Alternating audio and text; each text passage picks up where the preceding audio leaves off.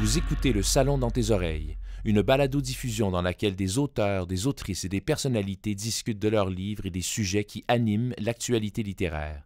Les enregistrements ont été faits lors du dernier Salon du Livre de Montréal. Animal. Mon documentaire animalier intérieur regarde les animaux dans les yeux pour les humaniser. J'ai vu la patience remarquable du regard des vaches résignées au bord de la 132. Il est temps que je me trouve un tigre. Les chats regardent jamais longtemps. Les poissons regardent à peine. Ça prend deux yeux dans la même direction pour être humanisé. Crise d'histoire de la pensée occidentale au grand complet.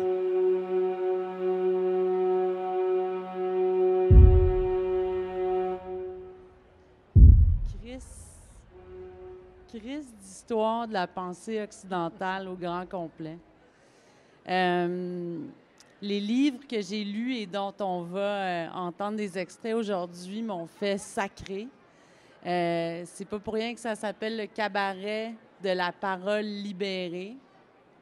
Parce qu'on reçoit des auteurs qui n'ont pas eu peur de prendre leur plume et de la mettre là où ça fait mal. Je m'appelle Émilie Dubreuil, je suis votre maître de cérémonie aujourd'hui. Bienvenue, je suis contente que vous soyez là. On est comme dans la gare d'autobus un peu, mais on va essayer de prêter l'oreille parce que c'est une parole libérée, c'est une parole de colère, d'indignation. C'est parfois tendre, c'est un appel à la révolution. On veut changer le monde, on veut éveiller les consciences. Et tout de suite, on va commencer par écouter les mots tirés d'un livre que Anne Panasok, journaliste et anthropologue, a fait paraître chez Édito. Ça s'appelle « Ouachat, à la recherche des enfants disparus ». On écoute Anne Panasok vous livrer un extrait de cet excellent essai qui fait sacrer à bien des égards. Le livre porte sur la disparition d'enfants lors d'évacuations médicales chez les peuples autochtones, chez les Premières Nations, et le rôle des Oblats dans la disparition de ces enfants-là également. Mais les enfants qui étaient envoyés à l'hôpital étaient parfois évidemment décédés sans qu'on ait averti leurs parents, ni de la cause, ni d'où était leur enfant, mais parfois, ils n'étaient pas tous décédés. Alors, c'est ce que je vous lis. Diane Petitcoué a été évacuée en 1965 à La Tuque, vers l'âge de 6 mois, à cause d'une pneumonie, seule, sans sa mère, comme cela se faisait à l'époque. Sa mère l'avait veillée quelques jours avant de pouvoir bénéficier d'un avion pour l'envoyer à l'hôpital de La Tuque. Plutôt que de la retourner à sa famille, l'hôpital l'a placée dans une famille blanche. Sœurs, frères, petits-enfants entourent la matriarche dans le chalet familial au milieu du bois, sur leur terre ancestrale. 5 générations à entendre l'histoire du retour de l'enfant volé. 5 générations encore affectées. La mère, Alice Petitcoué, ne parle qu'Atikamekw. Une femme fière de dire qu'elle a su bien s'occuper de ses 14 autres enfants.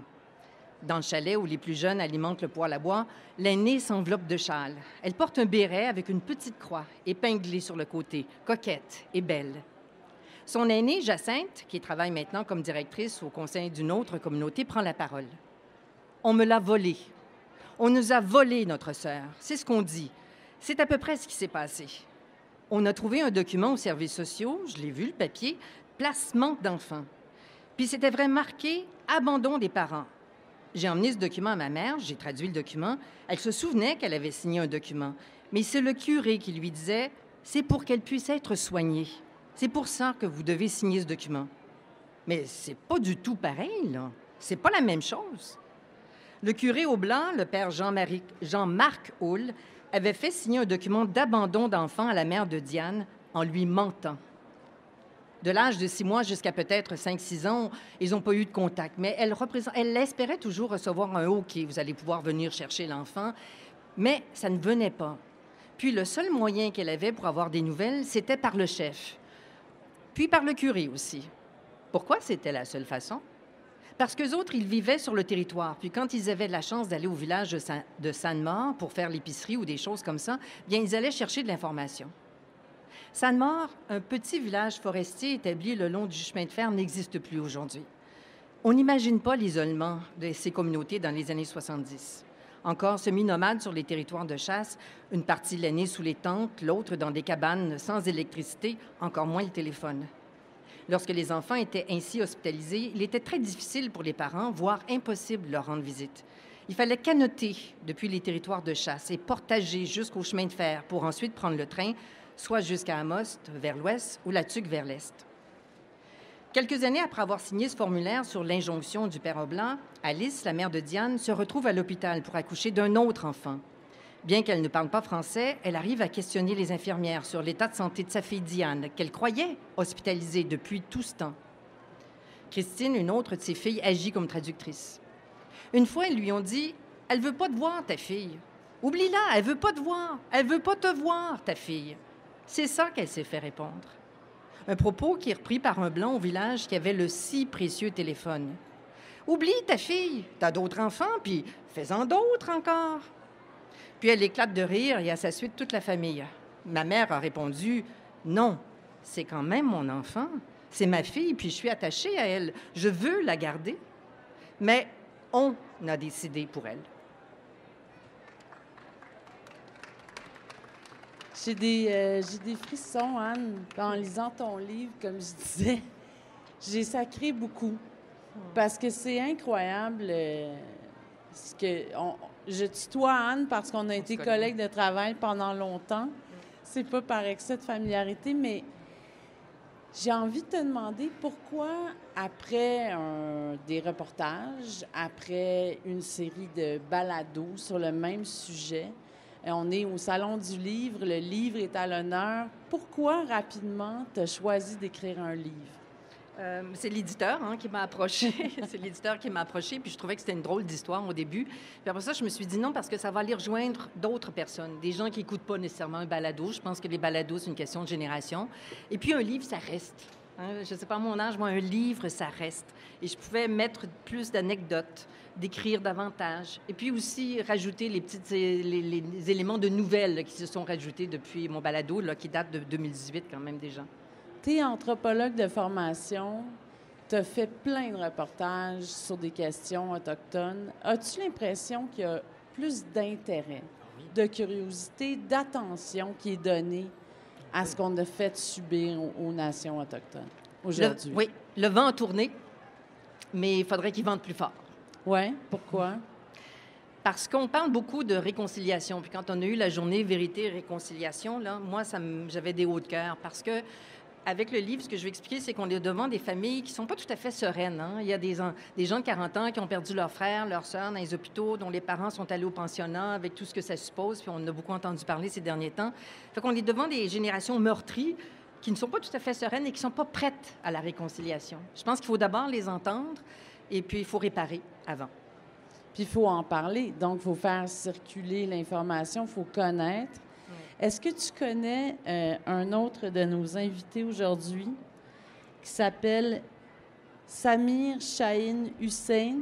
Oui, j'ai lu son livre. Je l'ai lu d'abord en anglais. Samir est là. Je l'ai lu en anglais parce qu'il l'a fait sortir en anglais d'abord et ensuite en français. Et je l'ai envoyé aux Atikamekw avec qui je travaille beaucoup, les Atikamekw et les Inuits qui, justement, parlent d'évacuation médicale parce que c'est de ça dont parle Samir. Les évacuations médicales. Les évacuations médicales, c'est-à-dire envoyer un enfant seul à l'hôpital sans les parents, ça s'est produit jusqu'en 2018. Je vous inviterai sur scène. 2018. Alors, Samir est pédiatre urgentiste et son livre aussi fait sacré. Et c'est extrêmement triste parce que tout le monde qui a des enfants ou qui aime les enfants peut imaginer la terreur d'un enfant qu'on met dans un avion blessé, seul. Et Samir a vu ça, a été témoin de l'arrivée d'enfants qui sont arrivés complètement terrorisés à l'hôpital. Et il a décidé de prendre la plume, malgré un horaire qu'on devine assez chargé. Pourquoi Samir? Pourquoi écrire? ton micro. Ah, micro. Bien, il y avait deux raisons, en fait, et puis j'en parle dans le livre. Durant la campagne Tiens ma main, qui a été lancée en 2018, c'est vraiment pour dénoncer cette pratique-là. On a eu la victoire, dans le sens que la pratique a été, on a mis fin à la pratique en octobre 2018. Mais, fur et à mesure, il y avait des hauts et des bas durant la campagne. Puis une des choses qui a sorti, qui m'avait choqué, c'était quand l'ancien ministre de la Santé, Gaétan Barrette, aurait tenu des propos qui perpétuaient des stéréotypes racistes envers les Inuits en particulier, mais les Autochtones en général.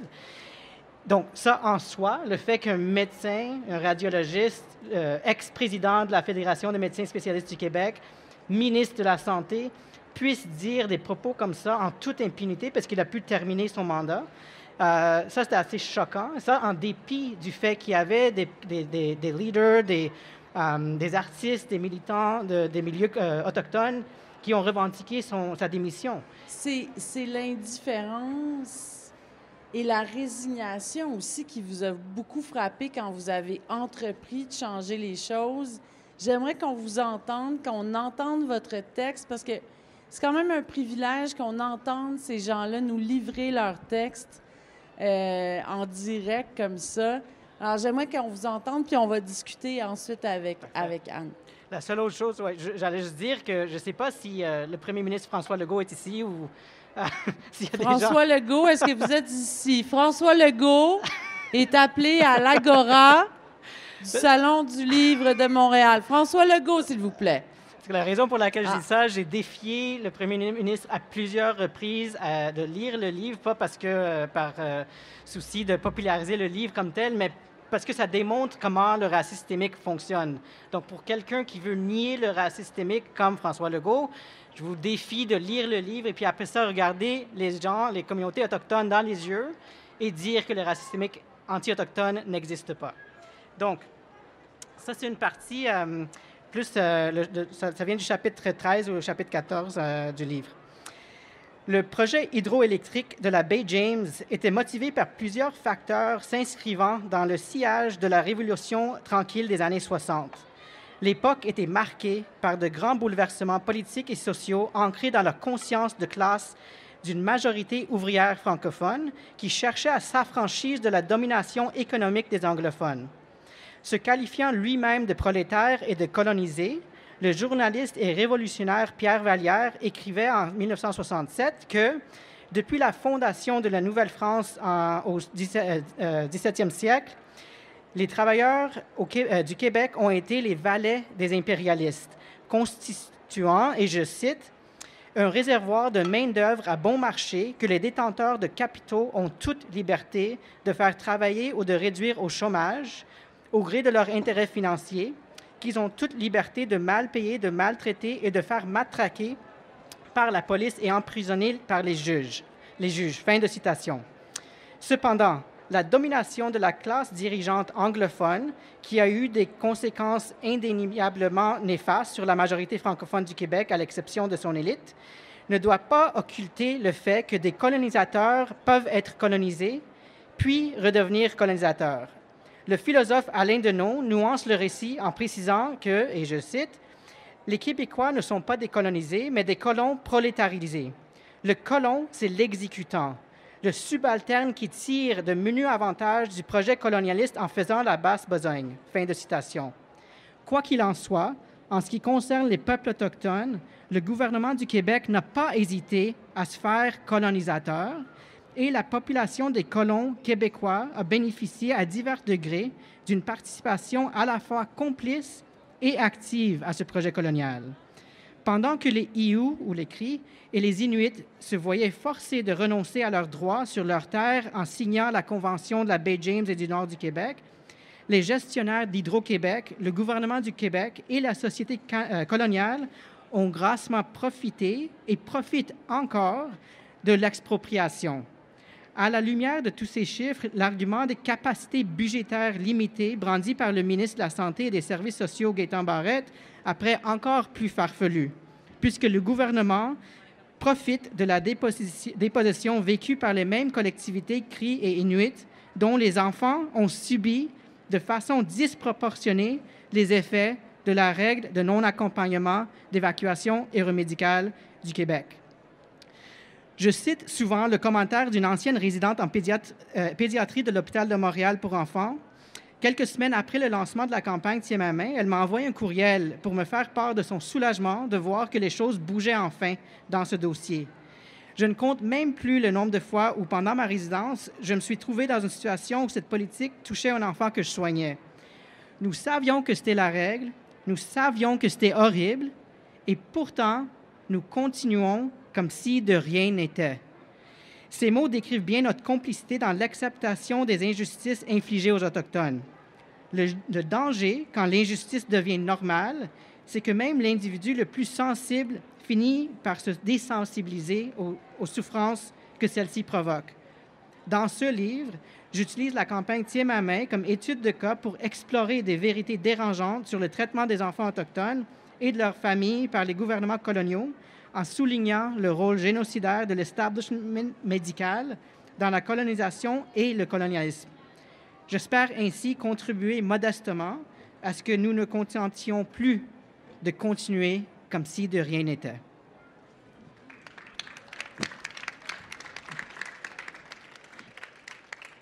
Merci, merci. Samir, j'aimerais ça que vous nous expliquiez un peu qu'est-ce qui est à l'origine de ce livre. Comment vous avez tout d'un coup cette épiphanie et vous dites il faut absolument que j'écrive.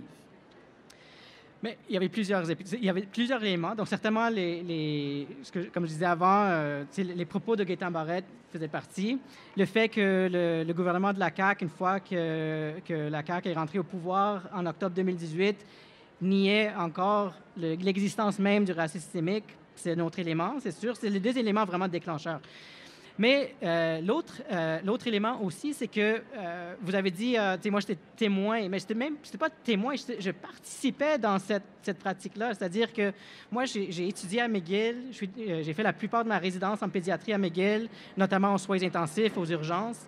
Et puis, je suis patron à l'Hôpital de Montréal pour enfants depuis 2009, à l'urgence puis aux soins intensifs. Et moi, je voyais ces enfants-là, puis moi, je pensais que c'était juste normal. Pour des années. Puis en fait, durant l'été de 2017, il y a eu 2 enfants qui sont venus du nord du Québec, de Nunavik, des Inuits, séparés de quelques semaines. Et puis ces enfants-là étaient envoyés seuls. Un enfant avait eu des blessures parce qu'il est tombé de son véhicule tout-terrain. Puis l'autre avait avalé une pièce de monnaie puis s'est coincé dans son œsophage. Ça arrive souvent même ici. Mais ces 2 enfants-là sont venus seuls. Et puis pour une raison quelconque, ces 2 enfants-là m'ont hanté pour des jours, des semaines, des mois, parce qu'à ce moment-là, je ne pouvais pas comprendre comment en 2017 ça continue. C'était quoi? C'était leur regard? C'était qu'est-ce que vous voyiez dans ce regard-là? C'était leur regard. Le fait, en fait, que nous, comme pédiatres, qui sont censés de soigner les enfants, qu'on faisait partie d'un système, en fait, qui les traumatisait, qui faisait mal. Donc, toute la question de d'abord pas nuire, qui est censée être une partie intégrante de notre travail, c'était pas le cas, en fait. On faisait mal à ces enfants-là, parce que souvent, ces enfants-là, puis Anne, je suis sûre, peut en parler aussi, ces enfants-là, ces familles-là portent les séquelles de ces séparations pour des mois, des années.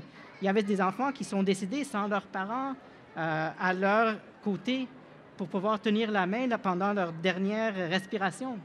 Donc ça, c'est quand même assez grave. Et puis, c'était évitable. C'est ça l'enjeu. C'est pas comme si c'était pas évitable. C'était évitable. On aurait pu changer ça dans les années 1990. En fait, ça aurait pu changer. Vous parlez beaucoup de la notion de racisme systémique. Est-ce qu'on pourrait parler aussi d'une sorte d'indifférence?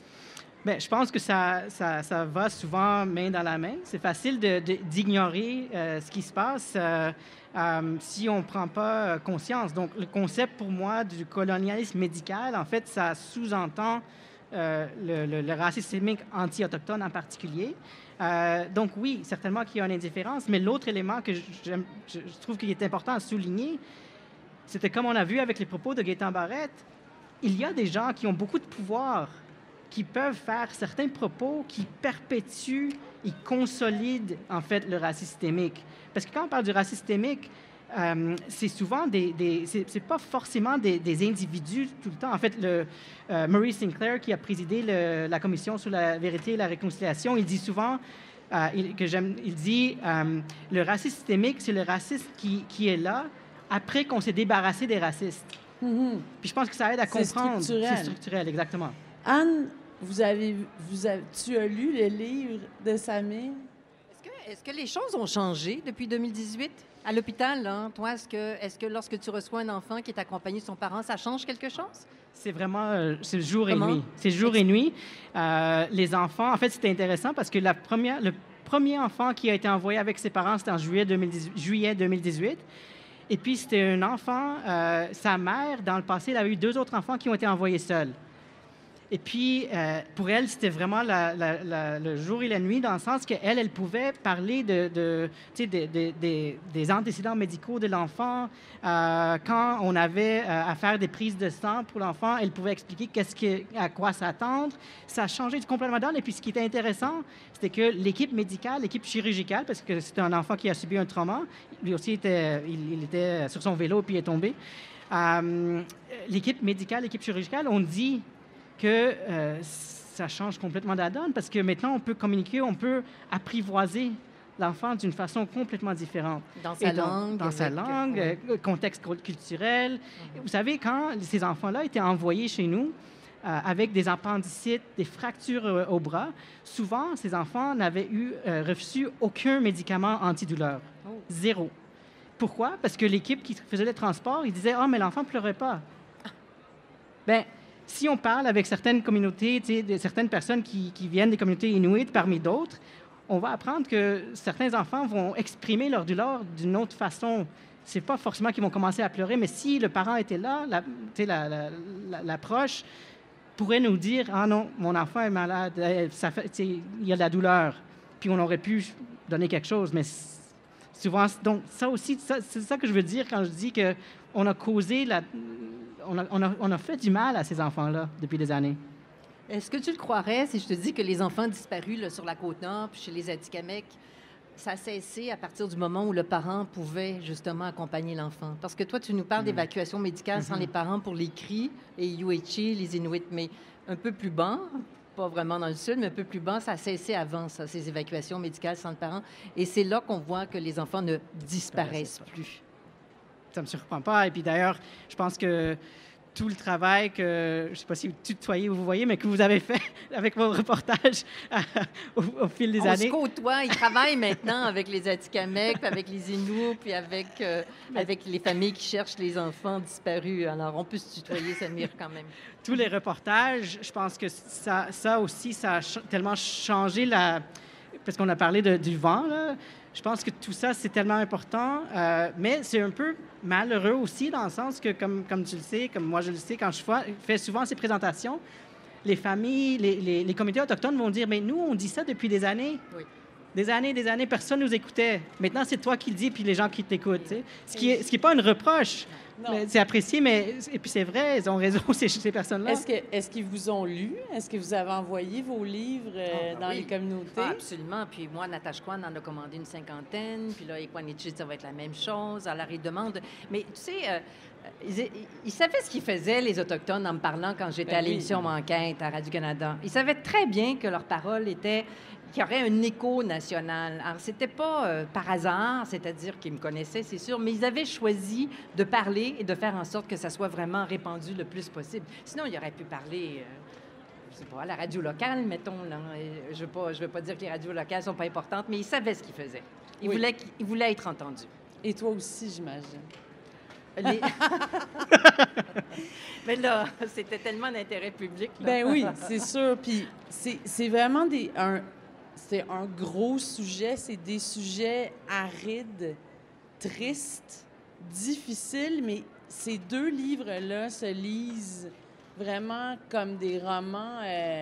On est happé, puis on veut savoir la suite. Alors, n'hésitez pas. Anne, je vais te demander de changer de banc et je vais inviter l'impeccable sociologue Rachida Azdouz à monter sur scène. On va désinfecter votre micro, Rachida. Oh, t'es psychologue, excuse-moi. J'ai fait un lapsus. J'ai fait un lapsus. Rachida est psychologue, évidemment. Mais vous tâtez de la sociologie, Rachida, quand même. Et de la philosophie. Et du droit. Alors là, vous voyez, il y a un concept Ça va? ici. Oui. Rachida... J'ai le droit d'enlever ça? Ah oui, sur scène, vous avez le droit de l'enlever. Le masque. Moi, c'est pour ça que je reste C'est bon. sur scène, parce que C'est je bon veux comme porter ça, le oui, je masque. pense. Je suis tannée. Je suis tellement tannée de porter le masque. Alors, on va rester dans la légèreté. Hein? Rachida, vous publiez aussi chez Édito « Penser le passé, penser l'avenir, racisme et antiracisme, nourrir la réflexion et le dialogue. » Le dialogue. Est-ce que ça existe encore, ça, le dialogue? Je vous laisse lire. On écoute vos mots, puis après ça, on en discute. Mon livre est sérieux, mais j'ai choisi un extrait très léger. Alors, on est en février 2020. Les organisateurs du Super Bowl ont eu la brillante idée d'inviter les chanteuses Shakira et Jennifer Lopez, qui ont livré un spectacle du tonnerre dans lequel la danse poteau le disputait au déhanchement endiablé et autres prouesses techniques en maillot sexy, or et argent. Le concert d'éloges qui s'ensuivit est surprenant. Vous n'y pensez pas. 2 bombes latines, respectivement quadragénaires et quinquagénaires, arborant un corps parfait et affichant une forme époustouflante, à faire enfler et bronzer de jalousie les préadolescentes palottes qui défilent sur les podiums des grands couturiers. Et on vous dit que le geste est politique, ça va de soi. Un pied de nez à Trump et à ses partisans racistes et sexistes.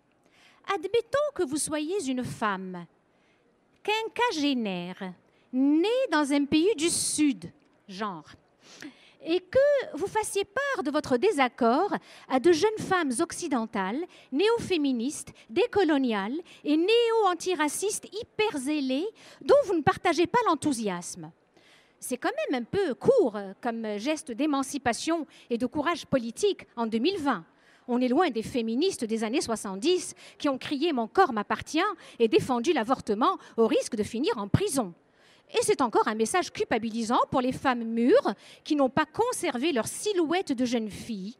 Et ce n'est surtout pas très convaincant comme geste d'affirmation identitaire que de reproduire l'image stéréotypée de la femme latine hypersexualisée qui a le rythme dans le sang et dont les fesses font fantasmer un public composé principalement d'hommes blancs. En fait, il s'agit plutôt d'un geste économique, un arrangement entre 2 artistes femmes d'affaires qui savent tirer avantage de leur corps et des organisateurs de spectacles qui ont compris que le féminisme et la diversité ethnique sont 2 filons payants. L'argent et le vote ethnique. Il n'y a pas si longtemps, une telle association a coûté cher à un Premier ministre.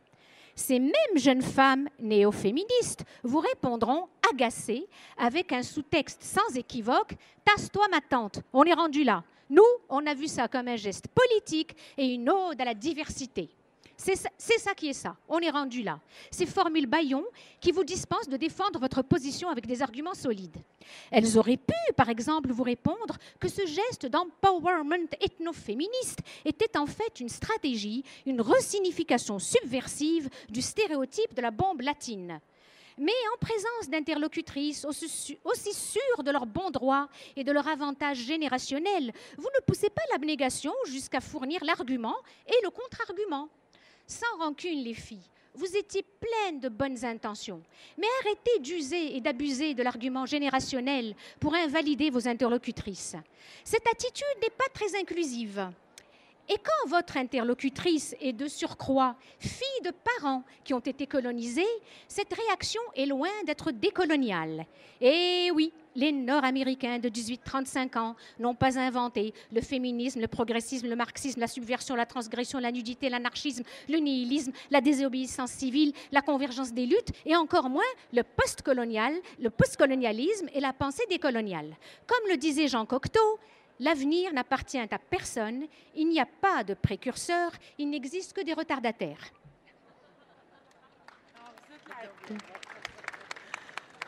Vous êtes la Jennifer Lopez du monde intellectuel québécois, je pense. Non, j'étais la quinquagénaire.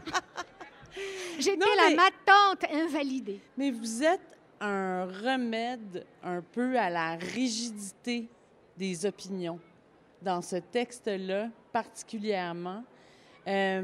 Rachida, pourquoi on écrit un livre en 2021, un livre qui prône la nuance et le dialogue? Le dialogue, est-ce que ça existe encore? Où on est tous dans nos chambres d'écho à dialoguer avec des gens qui sont d'accord avec nous, qui sont décoloniaux, antiracistes, machin, machin. Vous avez tous les buzzwords là-dedans, là, en bon français. Tout y est. Écoutez, la première raison pour laquelle j'ai écrit ce livre, elle a été donnée par les deux personnes qui m'ont précédée. C'est que j'avais, d'ailleurs c'est la conclusion de mon livre, je parle de la question autochtone et dans tout ce débat sur le racisme et l'antiracisme, il y a quand même un peuple qui s'appelle le peuple autochtone et quelles que soient nos origines, et je pense que je suis légitimée pour en parler, on n'a pas à confisquer cette souffrance parce que ça appelle une réparation particulière, je pense, et je pense que c'est une question de décence pour les autres groupes dits racisés. Mais j'ai écrit aussi ce livre parce que je participe parfois au débat public et j'ai 3 minutes pour le faire. Je suis interviewée par un journaliste et donc je n'ai pas le temps d'y mettre les nuances. Et je dis bien les nuances et pas la modération. Parce que dans ce débat identitaire, tout le monde déplore depuis quelque temps que le débat est polarisé et que les gens modérés ne se prononcent pas. Donc, je ne fais pas parler la modération, parce que la modération, ça dit un peu la lâcheté, la mollesse. Je fais parler la nuance. La nuance n'est pas la modération. La nuance, c'est le courage de dire, d'énoncer les contradictions, les ambiguïtés et ses propres angles morts aussi. Donc, c'est pour ça que j'ai écrit ce livre. J'aimerais que vous racontiez une anecdote dans votre livre que je trouve savoureuse, l'anecdote de la pâtisserie à Pâques. Ah, mon Dieu. Je vais la raconter très rapidement. Je suis désolée, je suis un peu plus gênée quand je parle que quand j'écris.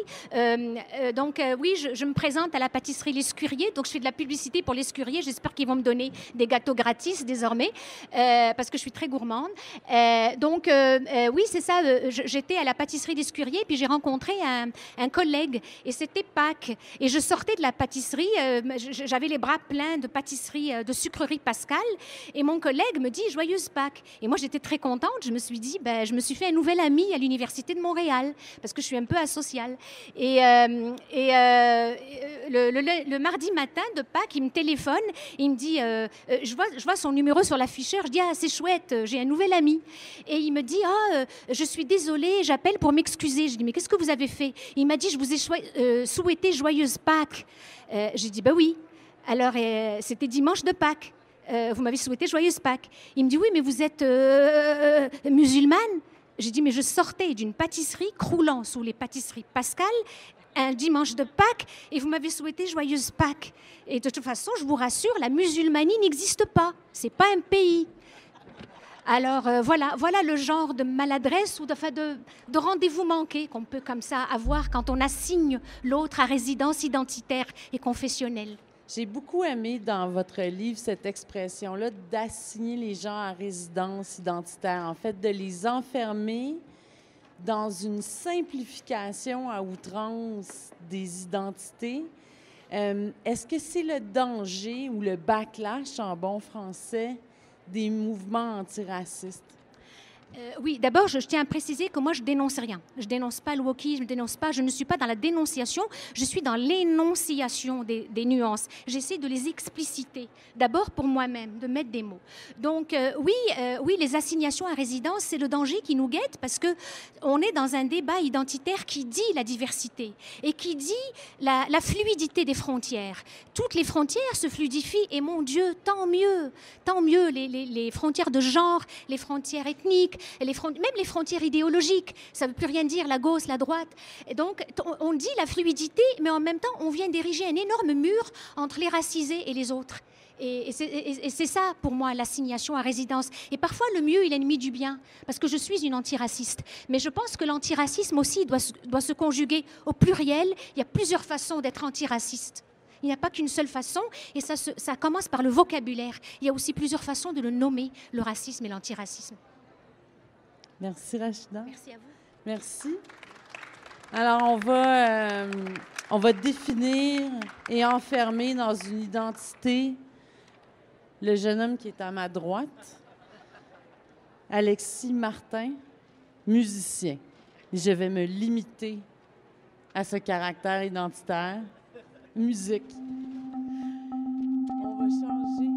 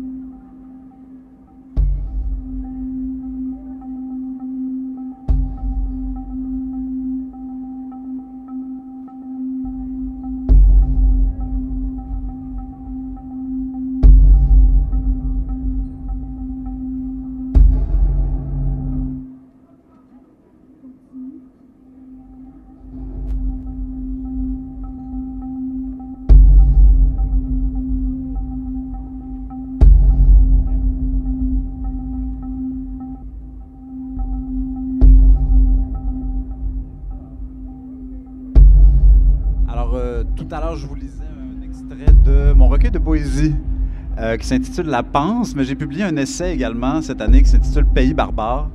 Je vous en lis un extrait. On en parlera peut-être après.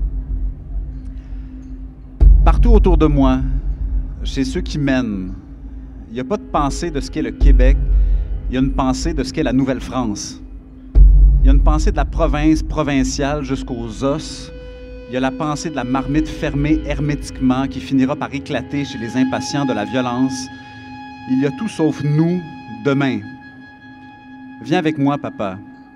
Je sais que tu as peur et que tu aimerais que ce soit réglé. Moi aussi, j'aimerais ça, mais rappelle-toi tes questions plutôt que tes réponses.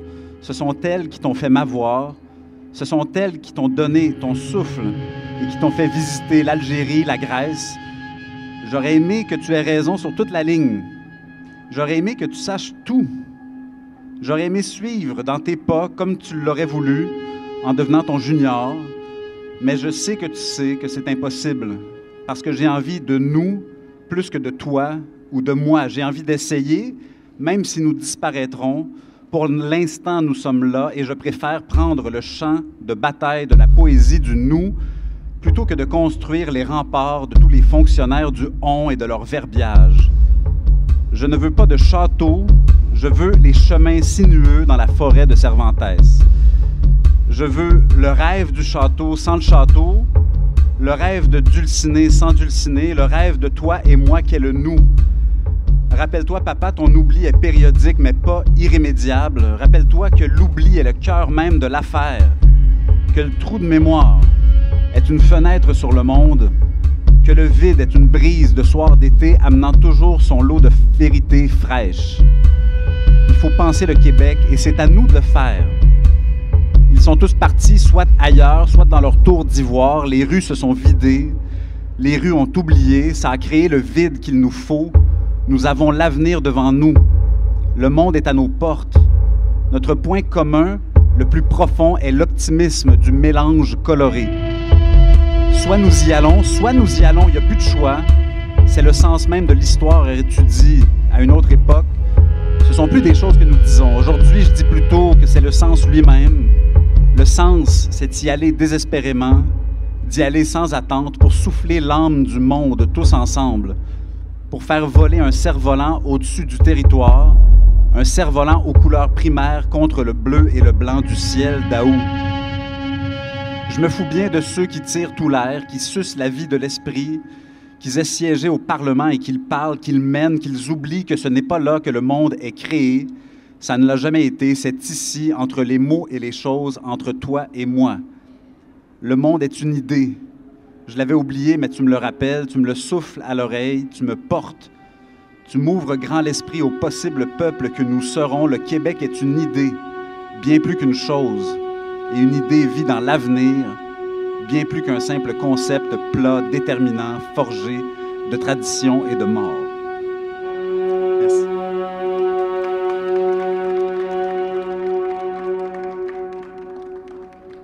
Jérémy, j'avais mis sur mon veston, mais il est dans mon panier, j'avais mis mon petit macaron du bain à quin avec les titres « Trou de mémoire »,« Prochain épisode ». Écrire sur le Québec, est-ce que c'est encore à la mode? Est-ce que ça pogne? Est-ce que ça intéresse les gens? Ben, j'ai l'impression que ce livre-ci, bon, qui est un livre sur le Québec, qui est un livre sur ma relation avec mon père, qui est c'est pas, je l'ai pas écrit certainement pour que ça pogne. Je l'ai pas écrit parce qu'il fallait être dans l'air du temps. Je l'ai pas, rien de tout ça. Je l'ai écrit parce qu'il fallait que ça sorte. C'était vraiment ça. Ça faisait 20 ans que mon père était décédé. Mon fils, qui est là-bas, venait juste de naître. Puis je voyais de plus en plus l'identité québécoise comme devant penser pour l'avenir.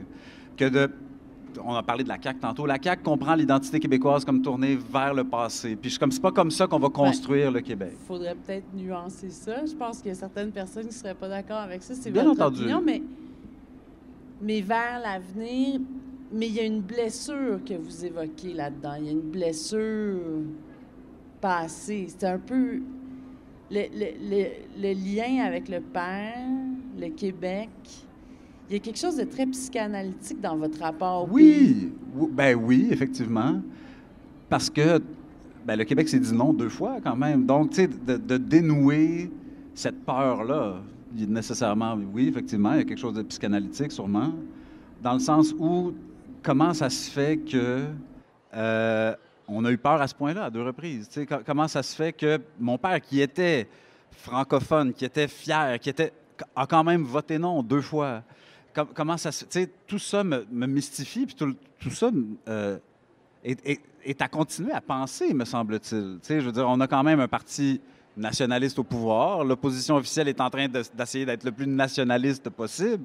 Donc, que ce soit la mode ou non à Montréal de penser le Québec, j'ai l'impression que si on s'y pointe pas, ça va être pris en contrôle complètement par un certain conservatisme. Donc, il faut se déconstruire soi-même, ou en tout cas, oui, s'analyser soi-même pour pas avoir peur de parler du Québec. On parle beaucoup de colonialisme en ce moment et de décolonialisme. Est-ce que le colonialisme, qui est peut-être intégré dans l'âme québécoise, lui, est dans l'angle mort? On en parle un peu moins maintenant. Oui, bien, quand je dis qu'on a un parti au pouvoir qui voit le Québec en pensant au passé, c'est qu'il le voit de manière monolithique. C'était plus facile de penser au Québec de manière monolithique il y a 30 ans, il y a 40 ans. C'est complètement impossible. Tu as l'impression constamment que le gouvernement il essaie de mettre le couvercle sur plein de marmites qui sont en train d'éclater. Puis il ne pourra pas faire ça éternellement. À un moment donné, le mélange québécois, le multiculturalisme québécois, il va falloir qu'il arrête d'avoir peur de se nommer. Il va falloir qu'il se vive ouvertement puis fièrement. Puis la protection de l'identité québécoise, ça ne passe pas nécessairement par un purisme identitaire. Au contraire, si on veut qu'il soit porteur à long terme, il faut qu'il soit multiple. Il faut qu'il représente toutes les choses dont on entend parler depuis tantôt sur cette scène. Êtes-vous encore souverainiste? Oui, je voterai oui demain, c'est sûr. C'est juste que quand je lisais, je pense à L'œil du maître de Dali Giroux, Puis à un moment donné, elle écrit, il faut que vraiment toutes les cartes soient sur la table, incluant non. Puis je pense qu'il faut que cette carte-là soit sur la table parmi les partis nationalistes aussi. Tu sais, moi, j'ai beau dire, s'il y avait un référendum demain, je voterais oui. Fine, c'est juste qu'on est 35 % à dire ça présentement. Fait que, OK, mettons ça de côté. Mais pensons le Québec, qui sort de manière autonome du reste du Canada, ça, on ne pourra jamais arrêter de le faire, ou en tout cas pas à moyen terme, c'est impossible. Donc, oui, non, on s'en fout, mais qu'au moins on pense le Québec de manière autonome, sans tomber dans une espèce de protectionnisme identitaire refermé sur lui-même. J'ai envie de terminer notre discussion rapidement, Jérémy. Je suis toujours très impressionnée par les poètes. Qu'est-ce que ça change encore en 2021 et à quoi ça sert d'écrire de la poésie? Ça sert à arrêter. Pour moi, c'est simple. C'est, tu sais, des essais, c'est mon 3e, j'en ai 2 en chantier, tu sais, ça roule, là, tu sais. Pour ça, il a vraiment fallu que, puis je remercie Myriam qui est juste là, mon éditrice chez XYZ, qui a dit non, vas-y, tu sais. Puis il a fallu que je sois game bien plus, tu sais, je pourrais te parler du Québec puis de l'identité, tu sais, on pourrait en parler pendant... Mais parler de ça, j'ai l'impression que je suis à poil. Puis ça, d'arrêter d'être, comment dire, d'être sûr de soi. Il y a quelque chose comme une remise en question, puis il y a quelque chose comme un nouveau départ qui, pour moi, passe par la poésie, puis que la poésie, c'est le lieu de ça, me semble. Oui, puis t'es beau tout nu. Si t'es à poil là-dedans, c'est bien, bien bon. Mais je sais que ta blonde est là avec tes enfants. Je veux pas choquer personne. C'était une métaphore. Chris, veux-tu te mettre à poil aussi?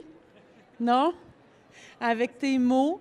Parce que dans le livre, Chris Bergeron publie, c'est un roman autobiographique de science-fiction en rose bonbon. Le lettrage est rose bonbon parce que ça éclate. Il y a des coups de gueule là-dedans. Il y a beaucoup d'humour.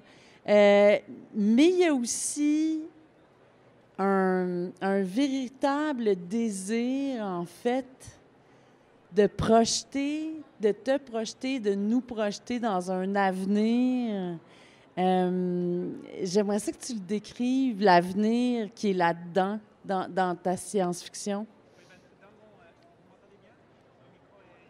Je sais pas. Voilà. Dans mon roman, c'est un petit peu comme si Alexa avait pris le contrôle de notre société. Donc, le gouvernement est remplacé par une intelligence artificielle, et c'est une intelligence artificielle dont les référents culturels sont conservateurs. Et le héros ou l'héroïne de mon livre est une femme trans qui n'a pas le droit d'être trans, et un jour qui décide de faire un coming out et de tout risquer. Alors, c'est sûr que c'est je dirais, les personnes hétéros voient beaucoup dans ce livre un avertissement un petit peu orwellien par rapport à l'avenir du monde, alors que moi, j'essayais de traduire le sentiment aujourd'hui pour les personnes comme moi, c'est-à-dire d'avoir un système entier opposé à soi. Moi, c'est ma réalité quotidienne, ce monde-là, où on n'a pas le droit d'être trans. J'ai le droit légalement de l'être, quoique en ce moment, c'est même ça est remis en question. Mais je le vois dans le regard des gens. Je le vois dans les années qu'il a fallu pour que je m'accepte. Tout ça, ça vient d'une société qui est assez rigide. Alors, c'est un avertissement pour l'avenir, mais c'est aussi malheureusement un constat par rapport à aujourd'hui. Vous parlez pas beaucoup, mais pas à outrance, mais vous parlez de colère là-dedans. Oui. Ma colère est de plus en plus présente parce que je ne comprends pas ce que ça donne à la société d'ostraciser les personnes trans. Je ne comprends pas pourquoi j'ai peur de marcher dans la rue. Je ne comprends pas pourquoi j'ai peur d'aller aux toilettes. Je ne comprends pas pourquoi j'ai peur de voyager. Ça sert à qui? Alors, longtemps, je me suis dit, c'est comme ça, la société prend son temps pour avancer, et petit à petit, en effet, les choses évoluent, et aujourd'hui, ça va beaucoup mieux, bien évidemment, ça va beaucoup mieux, parce que des femmes trans parlent aussi, et des femmes trans et toutes sortes d'autres personnes. Et des hommes trans aussi. Et des hommes trans et des personnes de toutes sortes de minorités ont aujourd'hui le courage de parler. Mais c'est dommage qu'une grande partie de notre vie serve à mener ce combat. On pourrait faire autre chose. Voilà. Alors là, vous allez faire autre chose, vous allez nous lire ce que vous avez écrit. Ben oui, alors le coming out, c'est quelque chose qui est un état permanent quand on est trans, hein, parce que dès que je marche dans la rue, par exemple, les gens me regardent et ça se voit dans le regard, il y a comme une interrogation. Alors, j'ai écrit un coming out, qui est une sorte de manifeste. C'est les mots que je me répète quand je marche dans la rue, en quelque sorte, des choses que j'ai envie de dire aux gens. Et là, c'est le coming out du personnage face à cette machine, cette Alexa dictatoriale. Alors, allons-y. J'espère que, heureusement, je travaille en pub, je n'ai pas Amazon comme client, donc je peux dire du mal d'Alexa. Par contre, j'ai Google, alors je ne peux pas dire Google Home. Alors, j'y vais. J'ai tellement l'habitude de cacher la vérité que je n'arrivais pas à te la dire autrement qu'à demi-mot. J'ai oublié l'art de trancher. Il faut pourtant bien que je porte un coup.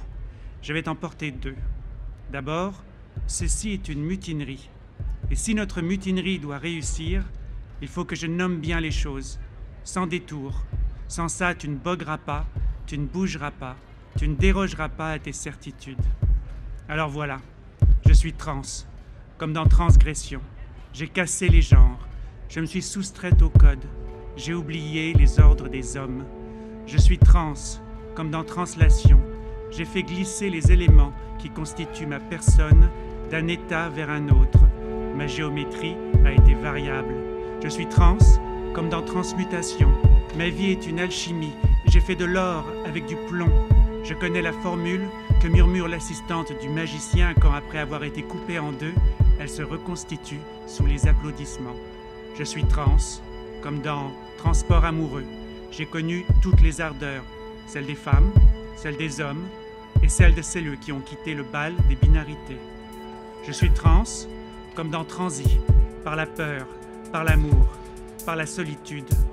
Je suis trans, comme dans Transhumance. J'ai changé de troupeau et de pâturage. J'étais un mouton. J'ai tenté d'être une brebis, mais en vain. Je comprends aujourd'hui que je suis une louve, parce que je suis trans, comme dans Transgenre. Et ce soir, je suis une révolution.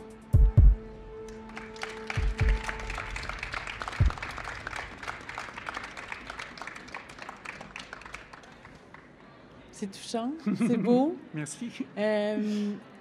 Pourquoi le roman? Vous auriez pu écrire un essai aussi là-dessus. Pourquoi un roman? Pourquoi choisir le roman? Ça a failli être un essai au début, et puis j'ai pas réussi à le faire.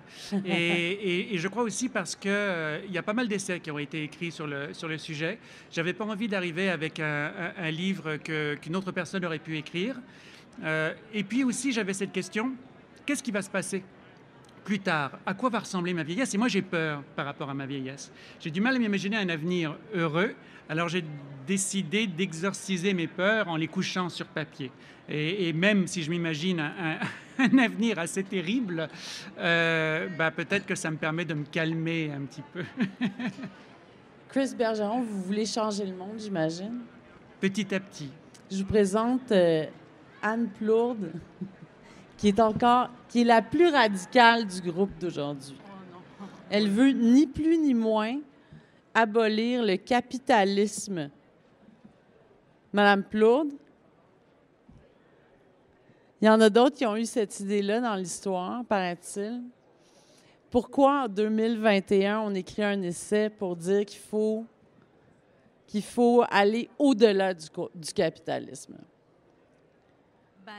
Si on ne va pas au-delà du capitalisme en 2021, on est plus près que jamais de la fin du monde. C'est un peu la fin du capitalisme ou la fin du monde, je vous dirais, là. On est à quelques années à peine des plus grands bouleversements que l'humanité va vivre. Puis là, il est déjà trop tard, en fait, là. On va les vivre, ces bouleversements-là. On peut les atténuer, puis on peut décider de les vivre collectivement de manière solidaire, ou on peut les vivre dans la barbarie du capitalisme actuel avec tous les rapports de domination, d'oppression que ça suppose. Donc, je vous dirais qu'on est là. Vous avez remanié votre thèse de doctorat, hein? Ça s'appelle « Le capitalisme, c'est mauvais pour la santé ». je vous regarde, vous avez tous vos masques, vous avez présenté vos passeports sanitaires pour rentrer. Ça fait presque 2 ans qu'on est dans cette maudite pandémie-là. Ce contexte-là nous occupe, puis occupe nos journaux, nos bulletins de télévision, tous les jours, on en parle. L'enquête sur les centres de personnes âgées, la faillite du système. Et dans ce contexte-là, vous dites, attention, c'est un peu un avertissement parce qu'avec les changements climatiques, ce qu'on a vécu pendant la pandémie, bien, ça risque de se reproduire. J'aimerais ça que vous nous expliquiez rapidement pourquoi vous pensez ça. Bien, la crise climatique, c'est, selon l'Organisation mondiale de la santé, la pire menace à la santé humaine au 21e siècle. Donc, on peut vraiment considérer que la pandémie, c'est une sorte de répétition générale de ce qu'on va vivre dans les prochaines années partout dans le monde. Puis, ce qu'on a vu pendant la pandémie, c'est qu'ici, au Québec, dans un des pays les plus riches au monde, on a un système de santé qui est absolument incapable de faire face à un défi comme celui-là. Puis, vous parliez des enquêtes là, dont on entend beaucoup parler dans les derniers jours. On parle beaucoup dans ces enquêtes-là de la responsabilité des gouvernements, la responsabilité des dirigeants et des dirigeantes politiques, avec raison, parce que ces gens-là ont effectivement une responsabilité à porter historiquement dans où on en était rendu là, avec notre système de santé quand la pandémie a frappé. Mais moi, dans mon livre, ce que j'ai essayé de faire, c'est de plutôt m'intéresser à une autre catégorie d'acteurs dont on n'entend pas beaucoup parler pour essayer de comprendre l'état de déliquescence de notre réseau et de notre société en général. Et ces acteurs-là, ce sont ceux que j'appelle les capitalistes, donc les gens d'affaires, les grands dirigeants d'entreprises, de banques, les actionnaires, ceux qu'on appelle ailleurs le 1 %. Donc, c'est à ces acteurs-là que je me suis intéressée dans ma thèse et dans ce livre-là. On vous écoute. À plusieurs égards, les tendances mortifères du capitalisme ont été dramatiquement illustrées lors de la première vague de COVID-19. Alors que le Québec était l'épicentre de la pandémie au Canada, que la tempête continuait de faire rage dans les CHSLD et les RPA, que les pénuries de matériel, de dépistage et de protection personnelle étaient encore criantes et que les capacités d'inspection de la Commission des normes de la santé et de la sécurité du travail étaient nettement insuffisantes pour faire face aux nouveaux enjeux posés par le virus, le milieu des affaires québécois a très rapidement multiplié les pressions en faveur d'un déconfinement hâtif. Après tout, c'était la vie des travailleuses envoyées au front de la relance économique et non la leur qui était en jeu. La pandémie a aussi mis en lumière l'absurdité de l'échelle des valeurs définie par les mécanismes du marché capitaliste. Ainsi, des catégories d'emplois qui sont normalement fortement dévalorisées par les lois régissant ce qu'il est convenu d'appeler le marché du travail se sont soudainement révélées absolument essentielles à la survie humaine. Nous avons découvert, tout étonnés, que les commis d'épicerie, les livreuses, les travailleuses d'entrepôt et les préposés aux bénéficiaires, bref, que toutes ces personnes sous-payées et précarisées, le plus souvent des femmes ou des personnes racisées, occupaient une fonction sociale fondamentale. Et nous avons aussi réalisé avec surprise que cette fonction était beaucoup plus importante que celle remplie par les courtiers financiers, les promoteurs immobiliers, les banquiers et les PDG de grandes entreprises qui, on ne sait trop pourquoi, sont généralement désignés par les standards capitalistes comme étant les êtres humains les plus importants de la société. Standards qui se mesurent aux millions, voire aux milliards de dollars empochés par ceux qui, selon d'autres critères, pourraient plutôt être considérés comme des parasites. Durant la crise sanitaire, les mécanismes du libre marché, qui est le principal mode d'échange économique sous le capitalisme, ont également révélé leur fragilité et leur impuissance. La mondialisation et l'idéologie néolibérale capitaliste tentent de nous faire croire depuis 40 ans que c'est le marché qui est le régulateur le plus efficace des échanges humains et que les fonctions de l'État doivent se limiter, sous peine des conséquences les plus désastreuses, à imposer et à maintenir les conditions permettant l'existence de ce marché supposément libre. C'est un tout petit virus qui a fait s'écrouler ce château de cartes idéologique. Le libre marché s'est avéré absolument incapable de faire face à la pandémie.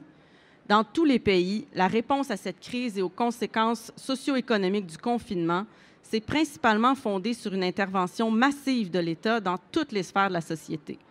En fait, pour faire une analogie covidienne, on pourrait dire que l'économie capitaliste a été mise sous respirateur artificiel et que c'est l'État qui a fourni l'oxygène. À l'heure actuelle, la survie du patient n'est d'ailleurs, heureusement, pas encore assurée.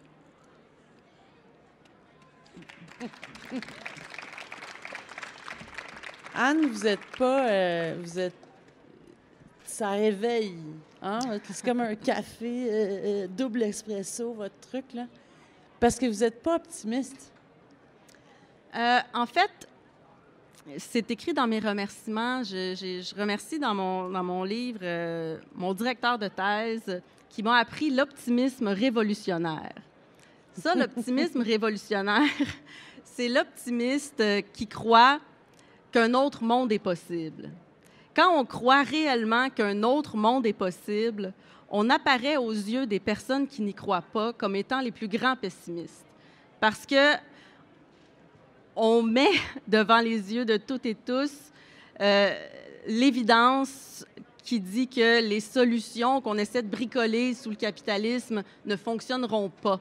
On met devant les yeux de tous et tous, on est un peu les killjoys des parties. Alors que vous êtes peut-être, en fait, les plus grands rêveurs. C'est parce que c'est ça, être révolutionnaire. Bien, c'est pas juste du rêve, c'est aussi, dans mon cas, en tout cas, c'est aussi de la connaissance historique, parce que le système capitaliste, on l'oublie parce qu'on est sous le joug de la domination idéologique néolibérale qui nous fait croire que c'est un système inévitable et éternel qui correspond à la nature humaine, mais en réalité, le capitalisme a à peine 200 ans. Ça n'a pas toujours existé, le capitalisme.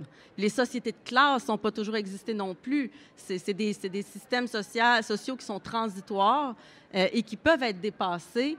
Et ça, c'est pas juste une croyance, c'est un fait historique. On le sait que ça peut être changé, mais c'est difficile. C'est difficile parce que le capitalisme, c'est aussi un système qui donne beaucoup de pouvoir à une minorité de gens qui n'ont pas du tout intérêt à ce qu'on transforme ce système-là et qui ont intérêt à ce qu'on continue de croire que c'est impossible de le changer.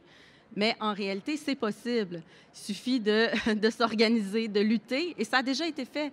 Et c'est encore possible de le faire. Rapidement, quand on écrit un essai comme ça, Anne, qui est en fait presque un manifeste, on pourrait dire ça, à qui on s'adresse? Qui va lire ça? Qui va aller acheter ça? Moi, je m'adressais d'abord aux gens qui travaillent dans le réseau de la santé et des services sociaux, parce que c'est aussi une histoire de notre système de santé et de services sociaux au Québec, ce livre-là. J'avais à l'esprit les travailleuses et les travailleurs du réseau de la santé qui ont fait cette histoire-là.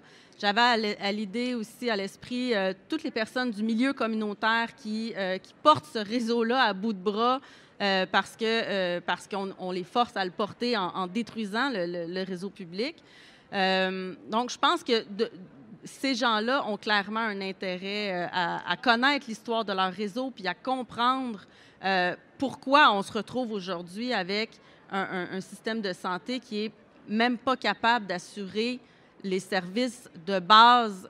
Puis là, on parle même pas d'assurer la vie des gens. Là, on parle de les nourrir, les hydrater, changer leurs vêtements souillés. Je pense aux gens en CHSLD là, qui sont pas juste décédés massivement, mais qui ont vécu, pour les personnes qui ont survécu, des choses absolument épouvantables, inacceptables, inimaginables dans une société aussi riche que la nôtre.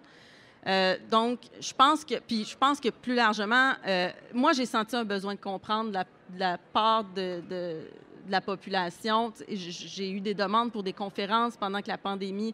Ce livre-là a été conçu pendant la pandémie. Hein? J'avais des demandes de conférences pour expliquer ce qui les gens avaient besoin de comprendre. Puis je pense que ça peut intéresser toutes les personnes qui ont besoin de comprendre pourquoi tous les gouvernements, les uns après les autres, ont agi dans la même direction, c'est-à-dire celle de démanteler quelque chose d'extraordinaire qu'on avait créé au début des années 70 au Québec, qui était un réseau public de santé et de services sociaux qui aurait pu faire la différence si on ne l'avait pas démoli. Oui. Samir, est-ce que vous avez quelque chose à dire là-dessus? Ah, puis je tiens à dire que je suis pas la seule révolutionnaire ici. Hein. Il y a Samir aussi qui fait un bon travail là-dessus. Les autres révolutionnaires, Anne, je les connais pas les autres, mais... Si vous voulez revenir, peut-être vous asseoir pas loin, là, ou sur la scène. Il nous reste un petit peu de temps. J'ai envie de vous offrir en pâture au public. Est-ce qu'il y a ici des gens qui ont des questions à vous poser? Oui, monsieur, je vais faire comme dans l'école des fans. Je ne sais pas si vous en souvenez. Alors, merci déjà de donner la parole. J'ai trouvé votre discours très, très intéressant. Moi, personnellement, j'ai 24 ans et j'aimerais m'engager de plus en plus justement pour changer ce système qui semble, comme vous l'avez dit, être ancré dans la pierre, mais on sait très bien que ce n'est pas ancré dans la pierre du tout. Donc, je voulais savoir quel est votre mot d'inspiration pour les générations de mon âge et celles qui arrivent, on va dire. Merci. Moi, je suis très heureuse parce qu'il y a un autre livre extraordinaire qui a été écrit dernièrement et j'arrête pas de parler de ce livre-là. C'est Pour une écologie du 99 qui a été publié chez Luxe Éditeur. Donc, vous pouvez aller voir, là, leur livre est en vente. Et ce livre-là partage la même analyse que moi, mais l'applique plus spécifiquement à la crise climatique. Mais ce qu'il y a d'extraordinaire dans ce livre-là, c'est qu'il y a vraiment des outils concrets de mobilisation et de lutte, ce que moi, je n'ai pas fait dans mon livre parce que je n'ai pas ces compétences-là, si on peut dire spontanément. Mais les personnes qui ont écrit exactement, oui, dans ce livre-là, il y a de vrais moyens de s'organiser, très concrets. Ça, j'ai trouvé que ça donne beaucoup d'espoir parce que c'est vrai que quand on a un discours anticapitaliste très fort, ça peut facilement être décourageant, démobilisant. Mais allez voir l'histoire aussi de nos sociétés, ça peut être inspirant. Puis l'histoire du réseau de la santé est très, très inspirant à cet égard-là parce que dans les années 70, on a créé des choses extraordinaires, pas parce qu'on nous les a pas données facilement. Là, c'est nos institutions, les CLSC, les belles institutions qu'on avait mises sur pied. Elles ont été arrachées, ces institutions-là, de haute lutte par les travailleuses et les travailleurs du réseau du Québec, de l'ensemble du Québec, qui s'est mobilisé pour obtenir des services publics. Donc, c'est possible de le faire. Samir, vous vouliez rebondir là-dessus?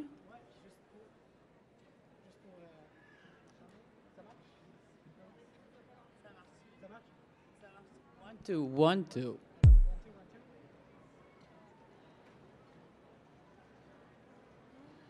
Sinon, peut-être tu peux utiliser celui-là. Allô? Allô? Juste rapidement, donc, je peux vous dire, comme pédiatre, souvent, en fait, je parle de cette expérience que j'ai eue quand j'étais un fellow en résidence aux soins intensifs, parce que j'ai fait beaucoup de ma formation là-bas, dans les soins intensifs pédiatriques. Il y avait un moment où on avait eu, à ce moment-là, on faisait des gardes de 48 à 72 heures de suite. Et puis, il y avait un moment où on avait tous les lits aux soins intensifs étaient remplis des enfants. Puis, on parle souvent des déterminants sociaux de la santé. Anne en parle, j'en parle aussi dans le livre. Mais le problème, c'est qu'avec les déterminants sociaux de la santé, souvent, on oublie des déterminants structurels de la santé. Puis, déterminants sociaux, ça veut dire l'éducation qu'on a eue, les quartiers dont on vit, des choses comme ça. Des conditions de vie. Économiques. Exactement, socio-économiques, qui, évidemment, vont avoir un effet sur notre vie, notre santé, notre espérance de vie. Mais malheureusement, en médecine, parmi d'autres, on ne parle pas assez des déterminants structurels. Et puis quand on parle des déterminants structurels, là, c'est le capitalisme qui est là-dedans. Parce que c'est le capitalisme, c'est le colonialisme. Mais donnez-nous un exemple concret là, pour qu'on puisse comprendre concrètement ça veut dire quoi. Oui, vas-y. Donc, pour vous donner l'exemple, quand je faisais la tournée de ces 12 enfants-là, chaque enfant avait une histoire.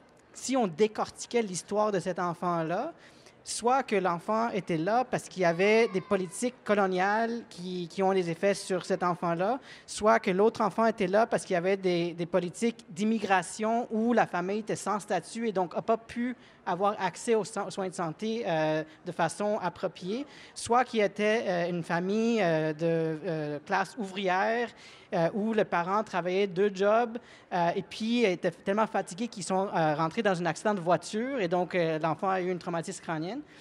tous les 12 enfants, il y avait une histoire comme ça. Et donc, ça, c'est pour cette raison-là que ce n'est pas assez pour nous de parler des déterminants sociaux. Il faut absolument qu'on parle des déterminants structurels. Structurels, oui, oui. Puis vous en parlez, Anne, dans votre livre aussi, que c'est effectivement cette structure-là. La pauvreté, en fait, c'est les gens les plus pauvres en bas dans l'échelle sociale qui vont subir les changements climatiques de plein fouet et en payer le prix. Et même au-delà de la pauvreté, je vous dirais, les inégalités sociales sont encore plus importantes. Puis le capitalisme, c'est une machine à générer des inégalités sociales. Laissé à lui-même, ce système-là est fait pour générer des inégalités sociales. C'est une pompe à fric des plus pauvres vers les plus riches. C'est ça, le capitalisme, là. C'est fait pour ça.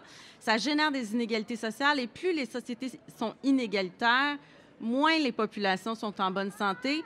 Et c'est vrai, même quand on compare, par exemple, un pays très riche comme les États-Unis, qui est le pays le plus riche au monde, mais qui est un pays extrêmement inégalitaire, à un pays vraiment moins riche, mais vraiment moins inégalitaire comme Cuba, bien, les indicateurs de santé vont être globalement meilleurs dans un pays plus pauvre, mais moins inégalitaire que dans un pays très riche, mais très inégalitaire. Parfait. Alors, on a le temps pour une question. Oui, bonsoir à tous. Moi, c'est Eric Kelly, je suis informaticien, je suis un passionné de littérature, même comme je lis très peu.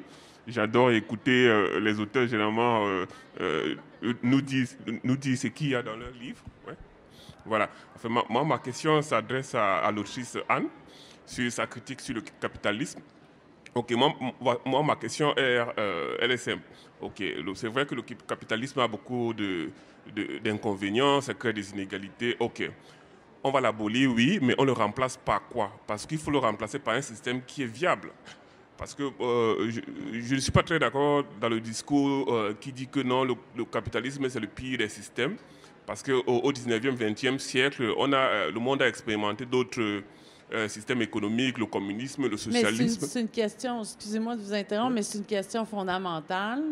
Je ne sais pas si en une minute, hein, le capitalisme, on le remplace par quoi? Tout le monde ici a à l'esprit l'Union soviétique et la Chine communiste que personne ne veut imiter, puis on est tous d'accord avec ça.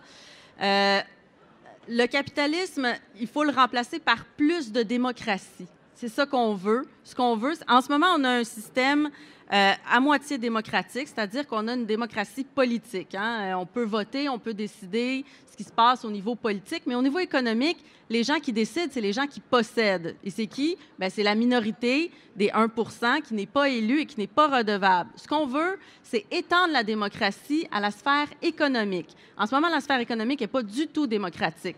Hein? Dans l'entreprise, là, c'est la hiérarchie. On ne vote pas, là, les travailleurs, pour prendre les décisions sur qu'est-ce qu'on va produire. Ici, dans la population, on ne vote pas pour savoir c'est quoi les priorités, qu'est-ce qu'on veut développer, qu'est-ce qu'on veut produire, où on veut investir, comment on organise la décroissance, comment on organise la transition écologique, comment on fait pour fermer des secteurs polluants. Mais tout ça, c'est des décisions qui doivent être prises démocratiquement. Abolir le capitalisme, ce que ça veut dire, c'est décider démocratiquement, prendre démocratiquement les décisions qui concernent l'économie.